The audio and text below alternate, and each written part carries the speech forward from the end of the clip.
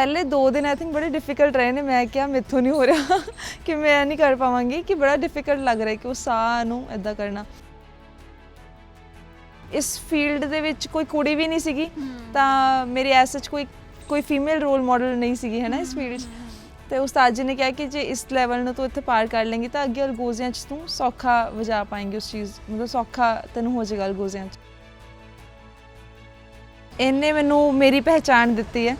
ਪਹਿਲੀ ਗੱਲ, ਮੇਰੇ ਫਾਦਰ ਸਾਹਿਬ ਨੇ ਬੜਾ ਪ੍ਰਾਊਡਲੀ ਕਿਹਾ ਸੀਗਾ ਕਿ ਮੇਰੀ ਬੇਟੀ ਸਿੱਖੇਗੀ ਤਾਂ ਮੈਂ ਉਹਨਾਂ ਦਾ ਸਿਰ ਉੱਚਾ ਕਰਨਾ ਸੀਗਾ, ਕਿ ਜੇ ਉਹਨਾਂ ਨੇ ਕੁਛ ਸੋਚ ਕੇ ਹੀ ਸਾਰਿਆਂ ਸਾਹਮਣੇ ਉਸ ਚੀਜ਼ ਨੂੰ ਅਨਾਊਂਸ ਕੀਤਾ ਕਿ ਮੇਰੀ ਬੇਟੀ ਤੋਂ ਸ਼ੁਰੂਆਤ ਕੀਤੀ ਜਾਵੇ, ਤਾਂ ਮੈਨੂੰ ਐਂ ਸੀਗਾ ਕਿ ਪਹਿਲਾਂ ਤਾਂ ਮੈਂ ਆਪਣੇ ਘਰਦਿਆਂ ਨੂੰ ਪ੍ਰਾਊਡ ਫੀਲ ਕਰਾਉਣਾ। ਇਹਦੇ ਨਾਲ ਨਾਲ ਮੈਂ ਇਜਿਪਟ, ਵੀਅਤਨਾਮ ਅਤੇ ਹੁਣ UK ਜਾ ਕੇ ਆਈ ਹਾਂ ਰੀਸੈਂਟਲੀ, ਅਤੇ ਬਾਕੀ ਇੰਡੀਆ ਦੇ ਵਿੱਚ ਕਾਫੀ ਜਗ੍ਹਾ 'ਤੇ ਪਰਫੋਰਮ ਕਰ ਚੁੱਕੇ ਹਾਂ। ਵੱਡੀਆਂ ਵੱਡੀਆਂ ਸਟੇਜਿਸ ਜਦੋਂ ਸ਼ੇਅਰ ਕੀਤੀਆਂ ਸਾਰਿਆਂ ਦੇ ਨਾਲ, ਤਾਂ ਬਹੁਤ ਅੱਛਾ ਐਕਸਪੀਰੀਅੰਸ ਰਿਹਾ ਅਤੇ ਇਹਦੇ ਕਰਕੇ ਬਹੁਤ ਮਾਣ ਮਹਿਸੂਸ ਹੁੰਦਾ ਹੈ। ਮੈਂ ਜਦੋਂ ਵਜਾਣੇ ਸਿੱਖੀ ਸੀ ਅਲਗੋਜ਼ੇ, ਤਾਂ ਮੈਨੂੰ ਮੇਰੇ ਬ੍ਰਦਰ ਨੇ ਰੂਮ 'ਚ ਲੌਕ ਕਰਤਾ ਸੀ ਕਿ ਤੂੰ ਅਲਗੋਜ਼ੇ ਵਜਾ। ਇੱਕ ਵੀਡੀਓ ਮਤਲਬ ਬਣਾ ਲਈ ਸੀ ਉਹਨਾਂ ਨੇ ਮੇਰੀ, ਤਾਂ ਜਦੋਂ ਮੈਂ ਵਜਾ ਲਈ ਸੀ ਅਲਗੋਜ਼ੇ ਤਾਂ ਮੈਂ ਨੌਕ ਕੀਤਾ ਦਰਵਾਜ਼ੇ ਨੂੰ ਕਿ ਵੀਡੀਓ ਮੈਂ ਬਣਾਤੀ ਹੋਈ ਹੈ। ਵੀਰੇ ਨੇ ਉਹ ਆਈ ਥਿੰਕ ਅਪਲਾਈ ਕੀਤਾ ਸੀ ਉਹਨਾਂ ਨੇ ਇੰਡੀਆ ਬੁੱਕ ਆਫ ਰੈਕਰਡਸ, ਫਿਰ ਉਹਨਾਂ ਦੀ ਅਪਰੂਵਲ ਆਈ ਕਿ ਮੈਂ ਅਪਰੂਵਡ ਹੈਗੀ ਹਾਂ ਇਸ ਚੀਜ਼ ਦੀ। ਜਿੱਥੇ ਮੈਂ ਬਾਹਰ ਗਈ ਹਾਂ, ਅਗਰ ਮੈਂ ਫੋਰਨ ਕੰਟਰੀ ਦੀ ਗੱਲ ਕਰਾਂ ਜਾਂ ਮੈਂ ਕੋਈ ਹੋਰ ਇਵੈਂਟ 'ਤੇ ਗੱਲ ਕਰਾਂ, ਤਾਂ ਬਹੁਤ ਹੀ ਜ਼ਿਆਦਾ ਰਿਸਪੈਕਟ ਮਿਲਦੀ ਹੈ ਅਤੇ ਬਹੁਤ ਹੀ ਜ਼ਿਆਦਾ ਅੱਛਾ ਫੀਲ ਹੁੰਦਾ ਹੈ ਕਿ ਇੱਕ ਮੈਂ ਦਸਤਾਰ ਨੂੰ ਵੀ ਪ੍ਰਮੋਟ ਕਰ ਰਹੀ ਹਾਂ, ਮੈਂ ਆਪਣੇ ਰਿਲੀਜਨ ਨੂੰ ਪ੍ਰਮੋਟ ਕਰ ਰਹੀ ਹਾਂ ਅਤੇ ਨਾਲ ਨਾਲ ਆਪਣੇ ਪੰਜਾਬੀ ਕਲਚਰ ਨੂੰ ਵੀ ਪ੍ਰਮੋਟ ਕਰ ਰਹੀ ਹਾਂ। ਸਤਿ ਸ਼੍ਰੀ ਅਕਾਲ, PTC ਨਿਊਜ਼ ਦੇਖ ਰਹੇ ਸਾਰੇ ਹੀ ਦਰਸ਼ਕਾਂ ਦਾ ਸਵਾਗਤ। ਮੈਂ ਕਵਿਤਾ। ਤੇ ਕਿਹਾ ਜਾਂਦਾ ਹੈ, ਹਮੇਸ਼ਾ ਤੁਸੀਂ ਇਹ ਸੁਣਿਆ ਹੋਵੇਗਾ ਕਿ ਕੁੜੀ ਇਹ ਕੰਮ ਨਹੀਂ ਕਰ ਸਕਦੀ, ਆਹ ਕੰਮ ਤਾਂ ਮੁੰਡਿਆਂ ਦਾ ਹੈ, ਇਸ ਕਰਕੇ ਕੁੜੀ ਤੂੰ ਆਹ ਕੰਮ ਨਾ ਕਰ। ਲੇਕਿਨ ਅੱਜ ਸਾਡੇ ਵਿਚਕਾਰ ਇੱਕ ਅਜਿਹੀ ਪਿਆਰੀ ਜਿਹੀ ਕੁੜੀ ਮੌਜੂਦ ਆ ਜਿਸਨੇ ਉਹ ਕੰਮ ਕੀਤਾ ਜਿਸ ਨੂੰ ਕਿਹਾ ਜਾਂਦਾ ਸੀ ਆਹ ਕੰਮ ਕੁੜੀਆਂ ਨਹੀਂ ਕਰ ਸਕਦੀਆਂ। ਸਾਡੇ ਨਾਲ ਅੱਜ ਮੌਜੂਦ ਹੈ ਅਨੂਰੀਤਪਾਲ ਕੌਰ। ਪਹਿਲਾਂ ਤਾਂ ਸਤਿ ਸ਼੍ਰੀ ਅਕਾਲ। ਸਤਿ ਸ਼੍ਰੀ ਅਕਾਲ ਜੀ। ਕਿਵੇਂ ਹੋ? ਬਹੁਤ ਵਧੀਆ। ਤਾਂ ਸਭ ਤੋਂ ਪਹਿਲਾ ਸਵਾਲ ਤਾਂ ਆਹੀ ਕਿ ਅਲਗੋਜ਼ਾ ਉਹ ਸਾਜ਼ ਤੁਸੀਂ ਚੁਣਿਆ ਜੋ ਕਹਿੰਦੇ ਆ ਕਿ ਇਹ ਤਾਂ ਮੁੰਡਿਆਂ ਦਾ ਸਾਜ਼ ਹੈ, ਤੁਸੀਂ ਇਹ ਸਾਜ਼ ਨੂੰ ਕਿਵੇਂ ਚੁਣਿਆ? ਮੇਰੇ ਉਸਤਾਦ ਜੀ ਸਰਦਾਰ ਕਰਮਜੀਤ ਸਿੰਘ ਬੱਗਾ ਜੀ, ਅਸੀਂ ਉਹਨਾਂ ਦੇ ਪ੍ਰੋਗਰਾਮ 'ਤੇ ਗਏ ਸੀਗੇ ਜੀ। ਗੁਰੂ ਚੇਲਾ ਪ੍ਰੋਗਰਾਮ ਕੀਤਾ ਸੀ ਉਸਤਾਦ ਜੀ ਨੇ ਜੀ। ਅਤੇ ਉੱਥੇ ਪ੍ਰੋਗਰਾਮ ਦੇ ਦੌਰਾਨ ਜਦੋਂ ਪ੍ਰੋਗਰਾਮ ਚੱਲ ਰਿਹਾ ਸੀ ਤਾਂ ਉੱਥੇ ਉਹਨਾਂ ਨੂੰ ਕਿਸੇ ਨੇ ਕੁਐਸਚਨ ਪੁੱਟ ਕੀਤਾ ਕਿ ਤੁਸੀਂ ਅੱਜ ਤੱਕ ਕਦੇ ਕਿਸੇ ਕੁੜੀ ਨੂੰ ਕਿਉਂ ਨਹੀਂ ਸਿਖਾਇਆ, ਕਿ ਇਹ ਸਾਜ਼ ਮੁੰਡੇ ਹੀ ਸਿੱਖਦੇ ਨੇ ਅਤੇ ਮੁੰਡਿਆਂ ਨੂੰ ਹੀ ਸਿਖਾਇਆ ਜਾਂਦਾ। ਅਤੇ ਉਦੋਂ ਫਿਰ ਉਸਤਾਦ ਜੀ ਨੇ ਕਿਹਾ ਕਿ ਕੋਈ ਕੁੜੀ ਕਦੇ ਅੱਗੇ ਹੀ ਨਹੀਂ ਆਈ। ਅਤੇ ਉਦੋਂ ਫਿਰ ਮੇਰੇ ਪਾਪਾ ਸਰਦਾਰ ਨਰਿੰਦਰਪਾਲ ਸਿੰਘ ਨੀਨਾ ਜੀ, ਉਹਨਾਂ ਨੇ ਕਿਹਾ ਕਿ ਅਗਰ ਕਿਸੇ ਕੁੜੀ ਤੋਂ ਸ਼ੁਰੂਆਤ ਨਹੀਂ ਹੋਈ ਤਾਂ ਮੇਰੀ ਬੇਟੀ ਤੋਂ ਸ਼ੁਰੂਆਤ ਕੀਤੀ ਜਾਵੇ ਇਸ ਚੀਜ਼ ਦੀ। ਤਾਂ ਉਸ ਦਿਨ ਤੋਂ ਮੈਂ ਅਲਗੋਜ਼ੇ ਸਿੱਖਣ ਦੇ ਉਹ ਹੋ ਗਈ ਸੀਗੀ ਕਿ ਮੈਂ ਸਿੱਖਣਾ ਹੈ ਹੁਣ। ਤਾਂ ਬਹੁਤ ਪ੍ਰੈਕਟਿਸ ਸਟਾਰਟਿੰਗ ਦੇ ਵਿੱਚ ਕਰਨੀ ਪੈਂਦੀ ਹੈ ਅਲਗੋਜ਼ੇ ਦੇ ਲਈ, ਕਿਉਂਕਿ ਸਾਹ ਰੋਕਣਾ ਪੈਂਦਾ ਹੈ। ਕਿਵੇਂ ਤੁਸੀਂ ਪ੍ਰੈਕਟਿਸ ਕੀਤੀ ਤੇ ਫਰਸਟ ਡੇ ਜਦੋਂ ਤੁਸੀਂ ਪ੍ਰੈਕਟਿਸ ਸ਼ੁਰੂ ਕੀਤੀ ਸੀ, ਫਰਸਟ ਡੇ ਦਾ ਐਕਸਪੀਰੀਅੰਸ ਕੀ ਸੀ? ਪਹਿਲੇ 2 ਦਿਨ ਆਈ ਥਿੰਕ ਬੜੇ ਡਿਫਿਕਲਟ ਰਹੇ ਨੇ। ਮੈਂ ਕਿਹਾ ਮੇਥੋਂ ਨਹੀਂ ਹੋ ਰਿਹਾ ਕਿ ਮੈਂ ਨਹੀਂ ਕਰ ਪਾਵਾਂਗੀ, ਕਿ ਬੜਾ ਡਿਫਿਕਲਟ ਲੱਗ ਰਿਹਾ ਕਿ ਉਹ ਸਾਹ ਨੂੰ ਇੱਦਾਂ ਕਰਨਾ। ਅਤੇ ਕਿਉਂਕਿ ਇਸ ਫੀਲਡ ਦੇ ਵਿੱਚ ਕੋਈ ਕੁੜੀ ਵੀ ਨਹੀਂ ਸੀਗੀ, ਤਾਂ ਮੇਰੇ ਐਸ ਸੱਚ ਕੋਈ ਫੀਮੇਲ ਰੋਲ ਮਾਡਲ ਨਹੀਂ ਸੀਗੀ ਹੈ ਨਾ ਇਸ ਫੀਲਡ 'ਚ। ਅਤੇ ਉਸਤਾਦ ਜੀ ਨੇ ਕਿਹਾ ਕਿ ਜੇ ਇਸ ਲੈਵਲ ਨੂੰ ਤੂੰ ਇੱਥੇ ਪਾਰ ਕਰ ਲੇਂਗੀ ਤਾਂ ਅੱਗੇ ਅਲਗੋਜ਼ਿਆਂ 'ਚ ਤੂੰ ਸੌਖਾ ਵਜਾ ਪਾਏਂਗੀ ਉਸ ਚੀਜ਼, ਮਤਲਬ ਸੌਖਾ ਤੈਨੂੰ ਹੋ ਜਾਏਗਾ ਅਲਗੋਜ਼ਿਆਂ 'ਚ। ਅਤੇ ਫਿਰ ਮੈਂ ਹੌਲੀ ਹੌਲੀ ਪ੍ਰੈਕਟਿਸ ਕੀਤੀ, ਟਾਈਮ ਲਗਾਇਆ, ਫਿਰ ਉਸ ਚੀਜ਼ ਨੂੰ ਟਾਈਮ ਦਿੱਤਾ, ਫਿਰ ਸਮਝਿਆ, ਫਿਰ ਹੌਲੀ ਹੌਲੀ ਕਰਕੇ ਜਦੋਂ ਉਹ ਚੀਜ਼ ਨਿਖਰ ਕੇ ਆਈ ਨਾ ਤਾਂ ਬੜੀ ਖੁਸ਼ੀ ਹੋਈ ਕਿ ਉਦੋਂ ਮੈਂ ਇਹ ਸੋਚਦੀ ਸੀ ਕਿ ਮੇਰੇ ਤੋਂ ਹੋਣਾ ਨਹੀਂ ਹੈਗਾ, ਤਾਂ ਅੱਜ ਮੈਂ ਕੀਤਾ ਉਸ ਚੀਜ਼ ਨੂੰ। ਕਹਿੰਦੇ ਆ ਨਾ, ਜੋ ਕੰਮ ਜਿੰਨਾ ਔਖਾ ਹੁੰਦਾ ਹੈ ਨਾ ਉਸ ਤੋਂ ਬਾਅਦ ਉਹਦਾ ਫਲ ਉਨਾ ਹੀ ਮਿੱਠਾ ਹੁੰਦਾ ਹੈ। ਅਤੇ ਅਨੂਰੀਤਪਾਲ ਕੌਰ ਜਿਸਨੇ ਵਰਲਡ ਰਿਕਾਰਡ ਵੀ ਬਣਾਇਆ, ਇੰਡੀਅਨ ਬੁੱਕਸ ਆਫ ਰਿਕਾਰਡ ਵੀ ਆਪਣੇ ਨਾਮ ਦਰਜ ਕਰਵਾਇਆ, ਉਸ ਬਾਰੇ ਜਾਣਦੇ ਹਾਂ। ਇੰਡੀਆ ਬੁੱਕ ਆਫ ਰੈਕਰਡਸ ਦਾ ਵੀ ਇੱਕ ਅਲੱਗ ਹੀ ਸੀਗਾ ਮੇਰਾ ਜੀ। ਮੈਂ ਜਦੋਂ ਵਜਾਣੇ ਸਿੱਖੀ ਸੀ ਅਲਗੋਜ਼ੇ, ਤਾਂ ਮੈਨੂੰ ਮੇਰੇ ਬ੍ਰਦਰ ਨੇ ਰੂਮ 'ਚ ਲੌਕ ਕਰਤਾ ਸੀ ਕਿ ਤੂੰ ਅਲਗੋਜ਼ੇ ਵਜਾ। ਇੱਕ ਵੀਡੀਓ ਮਤਲਬ ਬਣਾ ਲਈ ਸੀ ਉਹਨਾਂ ਨੇ ਮੇਰੀ। ਵੀਰੇ ਨੇ ਉਹ ਆਈ ਥਿੰਕ ਅਪਲਾਈ ਕੀਤਾ ਸੀ ਉਹਨਾਂ ਨੇ ਇੰਡੀਆ ਬੁੱਕ ਆਫ ਰੈਕਰਡਸ, ਫਿਰ ਉਹਨਾਂ ਦੀ ਅਪਰੂਵਲ ਆਈ ਕਿ ਮੈਂ ਅਪਰੂਵਡ ਹੈਗੀ ਹਾਂ ਇਸ ਚੀਜ਼ ਦੀ ਇੰਡੀਆ ਬੁੱਕ ਆਫ ਰੈਕਰਡਸ ਦੇ ਲਈ। ਫਿਰ ਉਹਨਾਂ ਨੇ ਐਪਰੀਸੀਏਸ਼ਨ ਭੇਜੀ ਸੀਗੀ, ਸਾਰੇ ਅਵਾਰਡ ਮੈਡਲ ਵਗੈਰਾ ਸਾਰਾ ਕੁਛ ਫਿਰ ਉਹਨਾਂ ਨੇ ਘਰੇ ਭੇਜਿਆ ਸੀਗਾ। ਕਹਿੰਦੇ ਆ ਨਾ ਕਿ ਜੋ ਫੈਸ਼ਨ ਇੱਕ ਵਕਤ ਤੱਕ ਰਹਿੰਦਾ ਹੈ, ਲੇਕਿਨ ਜੋ ਤੁਹਾਡੀ ਸਾਦਗੀ ਹੈ ਉਹ ਹਮੇਸ਼ਾ ਹੀ ਰਾਜ ਕਰਦੀ ਹੈ। ਜੋ ਤੁਸੀਂ ਦਸਤਾਰ ਸਜਾਉਂਦੇ ਹੋ, ਸੂਟ ਪਾਉਂਦੇ ਹੋ, ਤੁਸੀਂ ਵਿਦੇਸ਼ਾਂ ਦੇ ਵਿੱਚ ਵੀ ਗਏ ਹੋ ਅਤੇ ਵਿਦੇਸ਼ਾਂ ਦੇ ਵਿੱਚ ਜਾ ਕੇ ਤੁਹਾਨੂੰ ਕੰਪਲੀਮੈਂਟ ਤਾਂ ਜ਼ਰੂਰ ਮਿਲਦੇ ਹੋਣੇ ਆ, ਅਤੇ ਕੀ ਕੰਪਲੀਮੈਂਟ, ਕਿਹੋ ਜਿਹਾ ਰਿਸਪੌਂਸ ਉਹਨਾਂ ਵਿਦੇਸ਼ਾਂ ਦੇ ਵਿੱਚ ਲੋਕਾਂ ਦਾ ਰਿਹਾ? ਇੱਕ ਬਹੁਤ ਰਿਸਪੈਕਟ ਮਿਲਦੀ ਹੈ ਇਸ ਚੀਜ਼ ਨੂੰ, ਕਿਉਂਕਿ ਦਸਤਾਰ ਨੂੰ ਲੈ ਕੇ ਹਰ ਇੱਕ ਦੀ ਅੱਖ ਦੇ ਵਿੱਚ ਇੱਕ ਸ਼ਰਮ ਹੁੰਦੀ ਹੈ ਕਿ ਕੁੜੀ ਨੇ ਦਸਤਾਰ ਬਣੀ ਹੋਈ ਹੈ, ਅੰਮ੍ਰਿਤ ਛਕਿਆ ਹੋਇਆ, ਤਾਂ ਉਸ ਲਿਮਿਟ ਤੱਕ ਹੀ ਰਹਿੰਦੇ ਨੇ ਲੋਕ। ਬਹੁਤ ਹੀ ਜ਼ਿਆਦਾ ਅੱਛਾ ਫੀਲ ਹੁੰਦਾ ਹੈ ਕਿ ਇੱਕ ਮੈਂ ਦਸਤਾਰ ਨੂੰ ਵੀ ਪ੍ਰਮੋਟ ਕਰ ਰਹੀ ਹਾਂ, ਮੈਂ ਆਪਣੇ ਰਿਲੀਜਨ ਨੂੰ ਪ੍ਰਮੋਟ ਕਰ ਰਹੀ ਹਾਂ ਤੇ ਨਾਲ ਨਾਲ ਆਪਣੇ ਪੰਜਾਬੀ ਕਲਚਰ ਨੂੰ ਵੀ ਪ੍ਰਮੋਟ ਕਰ ਰਹੀ ਹਾਂ। ਹੁਣ ਤੁਸੀਂ ਯੂਕੇ ਜਾ ਕੇ ਆਏ ਤਾਂ ਯੂਕੇ ਦੇ ਵਿੱਚ ਕੀ ਇਵੈਂਟ ਰਿਹਾ ਸੀ, ਤੁਸੀਂ ਉਸ ਬਾਰੇ ਦੱਸੋ। ਬਹੁਤ ਅੱਛਾ ਐਕਸਪੀਰੀਅੰਸ ਸੀਗਾ ਕਿਉਂਕਿ ਬਾਕੀ ਜਿਹੜੇ ਹੋਰ ਕੰਟਰੀਜ਼ ਦੇ ਲੋਕ ਆ ਕੇ ਸਾਨੂੰ ਮਿਲਦੇ ਸੀਗੇ ਤਾਂ ਉਹ ਬੜਾ ਅੱਛਾ ਐਕਸਪੀਰੀਅੰਸ ਰਿਹਾ ਸਾਡਾ, ਕਿਉਂਕਿ ਸਾਡਾ ਜਿਹੜਾ ਪਹਿਰਾਵਾ ਹੈਗਾ ਉਹ ਬੜਾ ਕਲਰਫੁਲ ਹੁੰਦਾ ਹੈ ਨਾ ਤੇ ਉਹਨੂੰ ਦੇਖ ਕੇ ਬੜਾ ਅਟਰੈਕਟ ਹੁੰਦੇ ਸੀ ਤੇ ਅਸੀਂ ਦਸਤਾਰ ਬੰਨ੍ਹਦੇ ਆ, ਜਦੋਂ ਸਿਰ ਤੇ ਮੈਂ ਦਸਤਾਰ ਬੰਨ੍ਹੀ ਹੁੰਦੀ ਸੀ, ਮੁੰਡਿਆਂ ਨੇ ਜਦੋਂ ਤੁਰਲੇ ਵਾਲੀ ਪੱਗਾਂ ਬੰਨ੍ਹੀਆਂ ਹੁੰਦੀਆਂ ਸੀ ਤਾਂ ਉਹ ਬੜਾ ਅਟਰੈਕਟਿਵ ਲੱਗਦਾ ਸੀ ਤੇ ਉਹ ਆ ਕੇ ਸਾਡੇ ਨਾਲ ਗੱਲ ਕਰਦੇ ਸੀ, ਸਾਡੇ ਕਲਚਰ ਬਾਰੇ ਪੁੱਛਦੇ ਸੀਗੇ, ਸਾਡੇ ਇਨਸਟਰੂਮੈਂਟਸ ਬਾਰੇ ਪੁੱਛਦੇ ਸੀਗੇ ਤਾਂ ਉਹ ਬਹੁਤ ਅੱਛਾ ਐਕਸਪੀਰੀਅੰਸ ਰਿਹਾ ਸਾਰਾ। ਜੀ ਤੇ ਅੱਗੇ ਅਸੀਂ ਵਧਦੇ ਆ, ਲੇਕਿਨ ਉਸ ਤੋਂ ਪਹਿਲਾਂ ਅਸੀਂ ਦੇਖ ਲੈਂਦੇ ਆ ਅਲਗੋਜ਼ੇ ਕਿਸ ਤਰੀਕੇ ਦੇ ਨਾਲ ਅਨੂਰੀਤ ਪਾਲ ਕੋਲ ਵਜਾਉਂਦੀ ਹੈ।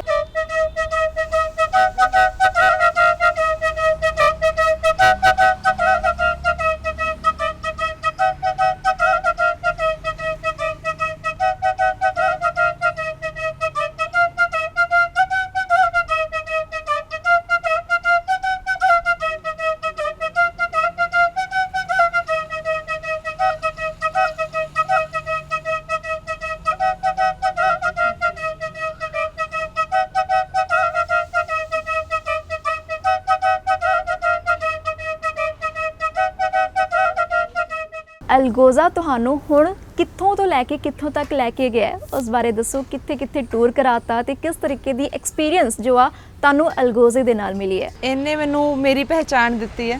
ਪਹਿਲੀ ਗੱਲ ਮੇਰੇ ਫਾਦਰ ਸਾਹਿਬ ਨੇ ਬੜਾ ਪ੍ਰਾਊਡਲੀ ਕਿਹਾ ਸੀਗਾ ਕਿ ਮੇਰੀ ਬੇਟੀ ਸਿੱਖੇਗੀ ਤਾਂ ਮੈਂ ਉਹਨਾਂ ਦਾ ਸਿਰ ਉੱਚਾ ਕਰਨਾ ਸੀਗਾ ਕਿ ਜੇ ਉਹਨਾਂ ਨੇ ਕੁਝ ਸੋਚ ਕੇ ਹੀ ਸਾਰਿਆਂ ਸਾਹਮਣੇ ਉਸ ਚੀਜ਼ ਨੂੰ ਅਨਾਉਂਸ ਕੀਤਾ ਕਿ ਮੇਰੀ ਬੇਟੀ ਤੋਂ ਸ਼ੁਰੂਆਤ ਕੀਤੀ ਜਾਵੇ ਤਾਂ ਮੈਨੂੰ ਐ ਸੀਗਾ ਕਿ ਪਹਿਲਾਂ ਤਾਂ ਮੈਂ ਆਪਣੇ ਘਰਦਿਆਂ ਨੂੰ ਪ੍ਰਾਊਡ ਫੀਲ ਕਰਾਉਣਾ ਤੇ ਇਹਦੇ ਨਾਲ ਮੈਂ ਇਜਿਪਟ, ਵੀਅਤਨਾਮ ਤੇ ਹੁਣ ਯੂਕੇ ਜਾ ਕੇ ਆਈ ਹਾਂ ਰੀਸੈਂਟਲੀ ਤੇ ਬਾਕੀ ਇੰਡੀਆ ਦੇ ਵਿੱਚ ਕਾਫੀ ਜਗ੍ਹਾ ਤੇ ਪਰਫਾਰਮ ਕਰ ਚੁੱਕੇ ਹਾਂ, ਵੱਡੀਆਂ ਸਟੇਜਸ ਜਦੋਂ ਸ਼ੇਅਰ ਕੀਤੀਆਂ ਸਾਰਿਆਂ ਦੇ ਨਾਲ ਤਾਂ ਬਹੁਤ ਅੱਛਾ ਐਕਸਪੀਰੀਅੰਸ ਰਿਹਾ ਤੇ ਇਹਦੇ ਕਰਕੇ ਬਹੁਤ ਮਾਣ ਮਹਿਸੂਸ ਹੁੰਦਾ ਹੈ।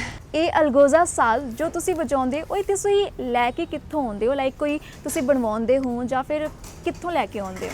ਅਲਗੋਜ਼ੇ ਮੇਰੇ ਨਾਲ ਹੀ ਮਤਲਬ ਮੇਰੇ ਉਸਤਾਦ ਜੀ ਦੇ ਹੀ ਚੇਲੇ ਨੇ, ਮਨਦੀਪ ਸਿੰਘ, ਤੇ ਉਹ ਮੈਨੂੰ ਸਿਖਾਉਂਦੇ ਵੀ ਨੇ ਤੇ ਉਹ ਅਲਗੋਜ਼ੇ ਬਣਾਉਂਦੇ ਵੀ ਨੇ ਤੇ ਕੁਝ ਜੋੜੀਆਂ ਉਹਨਾਂ ਨੇ ਵੀ ਮੈਨੂੰ ਬਣਾ ਕੇ ਦਿੱਤੀਆਂ ਹੋਈਆਂ, ਬਾਕੀ ਉਹ ਬਨੂੜ ਤੋਂ ਲੈ ਕੇ ਆਉਂਦੇ ਨੇ। ਕੀ ਤੁਹਾਨੂੰ ਕੋਈ ਨੈਗੇਟਿਵ ਥਾਟ ਵਾਲਾ ਮਿਲਿਆ? ਤੁਹਾਡੀ ਫੈਮਿਲੀ ਦਾ ਮੈਨੂੰ ਪਤਾ ਹੈ, ਫੈਮਿਲੀ ਬਹੁਤ ਪੋਜ਼ਿਟਿਵ ਆ and they are supportive to you. ਕੋਈ ਨੈਗੇਟਿਵ ਇਸ ਤੋਂ ਇਲਾਵਾ ਤੁਹਾਨੂੰ ਮਿਲਿਆ ਕਿ ਬਈ ਤੂੰ ਕੀ ਕਰ ਰਹੀ ਹੈ, ਮੁੰਡਿਆਂ ਦਾ ਹੈ, ਤੂੰ ਕਿਉਂ ਪ੍ਰੈਕਟਿਸ ਵੀ ਕਿਉਂ ਕਰ ਰਹੀ ਹੈ, ਨਹੀਂ ਹੋਊਗਾ ਤੇਰੇ ਤੋਂ? ਕੁਝ ਇਦਾਂ ਦਾ ਹੋਇਆ? ਸੋਸ਼ਲ ਮੀਡੀਆ ਦੇ ਥਰੂ ਕਿਤੇ ਨਾ ਕਿਤੇ ਥੋੜਾ ਹੋਇਆ ਸੀਗਾ ਕਿਉਂਕਿ ਐਦਾਂ ਹੁੰਦਾ ਨਾ ਕਿ ਜਦੋਂ ਆਪਾਂ ਕੁਝ ਚੀਜ਼ ਕਰਦੇ ਆ ਤਾਂ ਤੁਹਾਨੂੰ ਪਿੱਛੇ ਖਿੱਚਣ ਵਾਲੇ ਤਾਂ ਬਹੁਤ ਹੁੰਦੇ ਹੀ ਹੁੰਦੇ ਨੇ, ਭਾਵੇਂ 100 ਚ ਕੋਈ ਇੱਕ ਹੋਵੇ ਪਰ ਹੁੰਦਾ ਹੀ ਹੁੰਦਾ ਤੇ ਸੋਸ਼ਲ ਮੀਡੀਆ ਤੇ ਜ਼ਰੂਰ ਥੋੜਾ ਹੋਇਆ ਸੀਗਾ ਕਿ ਮੁੰਡਿਆਂ ਦਾ ਸਾਜ਼ ਹੈ, ਤੂੰ ਕਿੱਦਾਂ ਤੁਸੀਂ ਵਜਾ ਰਹੇ ਹੋ, ਤੁਹਾਡੇ ਤੋਂ ਹੋਣਾ ਨਹੀਂ ਐਂਡ ਆਲ ਦੈਟ। ਤੇ ਫਿਰ ਮੈਂ ਉਸ ਟਾਈਮ ਸੋਚਿਆ ਸੀ ਕਿ ਮੈਂ ਇਹਨਾਂ ਨੂੰ ਜਵਾਬ ਦੇਣਾ ਇੰਨਾ ਮਾਇਨੇ ਨਹੀਂ ਮੈਨੂੰ ਰੱਖਦਾ ਕਿ ਮਤਲਬ ਮੈਂ ਇਹਨਾਂ ਨੂੰ ਜਵਾਬ ਦੇਵਾਂ ਤੇ ਮੈਨੂੰ ਐ ਸੀਗਾ ਕਿ ਮੈਂ ਉਹਨਾਂ ਦੀ ਚੁੱਪ ਦੇ ਨਾਲ ਹੀ ਉਹਨਾਂ ਦਾ ਹੈ ਨਾ ਉਹਨਾਂ ਦਾ ਕਮਾਂਡ ਜਿਹੜਾ ਹੈਗਾ ਕਿ ਨਹੀਂ ਤੂੰ ਨਹੀਂ ਕਰ ਸਕਦਾ ਤਾਂ ਉਹ ਇਦਾਂ ਹੀ ਤੋੜਾਂਗੀ, ਮੈਂ ਕਰ ਸਕਦੀ ਹਾਂ। ਬਿਲਕੁਲ ਅਸੀਂ ਨਾ ਵੈਸੇ ਤੁਹਾਨੂੰ ਹਮੇਸ਼ਾ ਦੇਖਦੇ ਹਾਂ ਦਸਤਾਰ ਦੇ ਵਿੱਚ ਹੀ, ਵਿਚ ਇਜ਼ ਵੈਰੀ ਗੁੱਡ ਥਿੰਗ ਕਿ ਅਸੀਂ ਪੰਜਾਬ ਨੂੰ ਰਿਪਰੈਜ਼ੈਂਟ ਕਰ ਰਹੇ ਹਾਂ, ਵਿਦੇਸ਼ਾਂ ਦੇ ਵਿੱਚ ਜਾ ਰਹੇ ਹਾਂ ਐਂਡ ਵਿਦੇਸ਼ਾਂ ਦੇ ਵਿੱਚ ਵੀ ਲੋਕੀ ਬਹੁਤ ਐਪਰੀਸ਼ੀਏਟ ਕਰਦੇ ਆ। ਕੀ ਲੱਗਦਾ ਤੁਸੀਂ ਕੀ ਕਹੋਗੇ ਉਹਨਾਂ ਕੁੜੀਆਂ ਨੂੰ ਜੋ ਥੋੜਾ ਜਿਹਾ ਪਿੱਛੇ ਹਟ ਰਹੀਆਂ ਨੇ ਸੱਭਿਆਚਾਰ ਤੋਂ, ਕਲਚਰ ਤੋਂ? ਮੈਂ ਵੈਸੇ ਤਾਂ ਐਕਚੁਅਲ 'ਚ ਹਰ ਇੱਕ ਦਾ ਆਪਣਾ ਇੱਕ ਲਾਈਫ ਡਿਸੀਜ਼ਨ ਹੈ ਜੋ ਵੀ ਹੈ ਨਾ ਬਣਨਾ ਚਾਹੇ ਜਾਂ ਨਾ ਬਣਨਾ ਚਾਹੇ। ਜਦੋਂ ਮੈਂ ਸਿੱਖਿਆ ਸੀਗਾ ਤਾਂ ਮੇਰੇ ਫੈਮਿਲੀ ਨੇ ਮੈਨੂੰ ਪਹਿਲਾਂ ਹੀ ਕਿਹਾ ਸੀਗਾ ਕਿ ਅਨੂ ਸੋਚ ਸਮਝ ਕੇ ਕਰੀਂ ਕਿ ਅਸੀਂ ਤੈਨੂੰ ਰੋਕਣਾ ਨਹੀਂ ਹੈਗਾ, ਅਸੀਂ ਇਹ ਨਹੀਂ ਕਹਿਣਾ ਕਿ ਤੂੰ ਅੰਮ੍ਰਿਤ ਨਾ ਛਕ, ਬਟ ਆਪਣੀ ਮਰਜ਼ੀ ਨਾਲ ਛਕੀ, ਬਾਅਦ 'ਚ ਇਹ ਨਾ ਹੋਏ ਕਿਤੇ ਤੂੰ ਕਹੀਂ ਕਿ ਮੈਂ ਆਪਣੇ ਡ੍ਰੀਮਸ ਅੱਗੇ ਪਰਸਿਊ ਕਰਨੇ ਸੀ ਤੇ ਮੇਰੇ ਰਹਿ ਗਏ। ਤੇ ਮੈਂ ਉਦੋਂ ਫੈਮਿਲੀ ਨੂੰ ਕਿਹਾ ਸੀਗਾ ਕਿ ਜੇ ਮੇਰੇ ਕੋਈ ਡ੍ਰੀਮਸ ਨੇ ਤਾਂ ਮੈਂ ਇਸੇ ਸਰੂਪ 'ਚ ਅੱਗੇ ਫੋਲੋ ਕਰਨਾ ਚਾਹਾਂਗੀ। ਤੇ ਤੁਹਾਡਾ ਸਭ ਤੋਂ ਫੇਵਰੇਟ ਕੀ ਹੈ, ਮਤਲਬ ਟਿਊਨ ਕੀ ਹੈ ਸਭ ਤੋਂ ਫੇਵਰੇਟ, ਉਹ ਸੁਣਾ ਦਿਓ।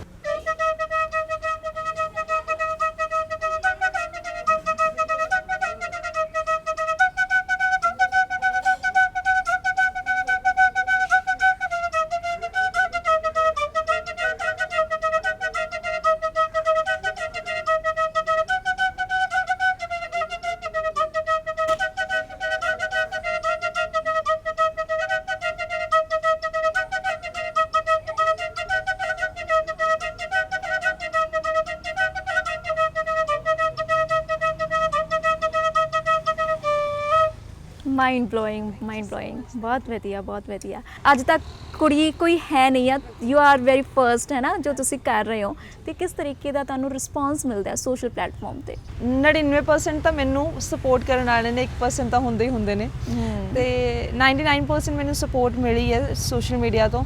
ਤੇ ਅਗਰ ਕਿਸੇ ਕੰਟੈਕਟ ਦੀ ਗੱਲ ਕਰਾਂ, ਇੰਸਟਾਗ੍ਰਾਮ ਤੇ ਮੈਂ ਐਕਟਿਵ ਰਹਿੰਦੀ ਹਾਂ ਕਿ ਮੈਨੂੰ ਕੋਈ ਮੈਸੇਜ ਕਰੇ ਤਾਂ ਮੈਂ ਰਿਸਪੌਂਸ ਜ਼ਰੂਰ ਕਰਦੀ ਹਾਂ, ਇਗਨੋਰ ਨਹੀਂ ਕਰਦੀ। ਅੱਗੇ ਤੁਸੀਂ ਕੀ ਰਿਕਾਰਡ ਬਣਾਉਣ ਵਾਲੇ ਹੋ? ਵਰਲਡ ਰਿਕਾਰਡ ਬਣਾ ਲਿਆ, ਇੰਡੀਅਨ ਬੁੱਕਸ ਆਫ ਰਿਕਾਰਡ ਤੁਸੀਂ ਆਪਣੇ ਨਾਮ ਕਰਾ ਲਿਆ, ਅੱਗੇ ਤਾਂ ਕੀ ਹੈ? ਗਿਨੀਜ਼ ਬੁੱਕ ਦੀ ਤਿਆਰੀ ਚੱਲ ਰਹੀ ਹੈ। Oh wow, Guinness book of world record ਬਣਾਉਣਾ ਹੁਣ ਤਾਂ। That's great. ਤੇ ਤੁਸੀਂ ਸਿਖਾਉਂਦੇ ਵੀ ਹੋ ਬੱਚਿਆਂ ਨੂੰ, like you are very first girl, ਹੈ ਨਾ, ਕਿ ਤੁਸੀਂ ਰਿਕਾਰਡ ਬਣਾਇਆ ਤੇ ਤੁਹਾਨੂੰ ਇਹ ਵੀ ਹੋਣਾ ਕਿ ਹੋਰ ਵੀ ਕੁੜੀਆਂ ਅੱਗੇ ਆਣ? ਹੈਗੀਆਂ ਨੇ 2 ਕੁੜੀਆਂ ਜਿਹੜੀਆਂ ਸਿੱਖਦੀਆਂ ਨੇ, ਅੱਛਾ। ਤੇ ਉਹਨਾਂ ਨੂੰ ਸੀਗਾ ਕਿ ਦੀਦੀ ਤੁਸੀਂ ਵਜਾਉਂਦੇ ਹੋ, ਅਸੀਂ ਵੀ ਸਿੱਖਣਾ ਹੈ ਤੁਹਾਡੇ ਕੋਲੋਂ ਜੀ। ਹੁਣ ਪੈਰੈਂਟਸ ਦੇ ਵੱਲੋਂ ਕੀ ਹੁੰਦਾ ਹੈ ਕਿ ਬਈ ਅੱਗੇ ਹੋਰ ਵਧੋ, ਇਹ ਕਰ ਉਹ ਕਰ, ਕੁਛ ਇਦਾਂ, ਜਾਂ ਫਿਰ ਕਹਿੰਦੇ ਵੀ ਤੂੰ ਆਪਣੇ ਹਿਸਾਬ ਨਾਲ ਜੋ ਕਰਨਾ ਉਹ ਕਰ?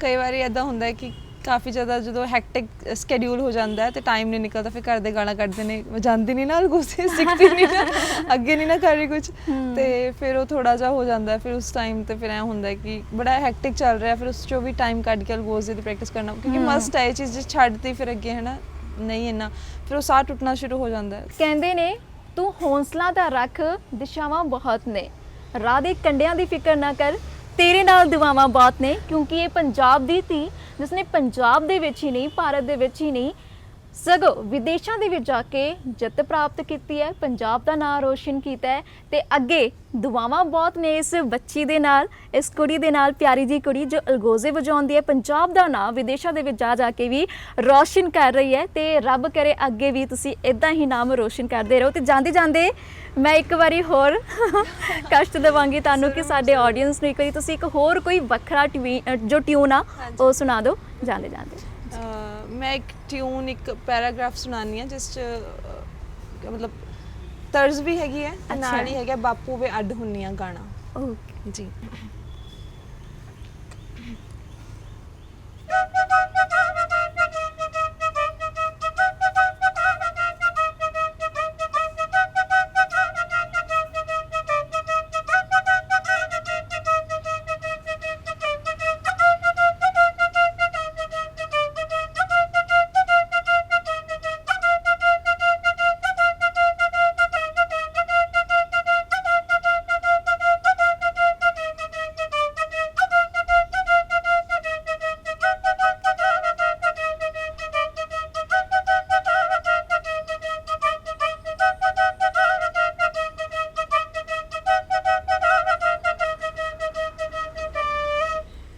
Very nice, very nice.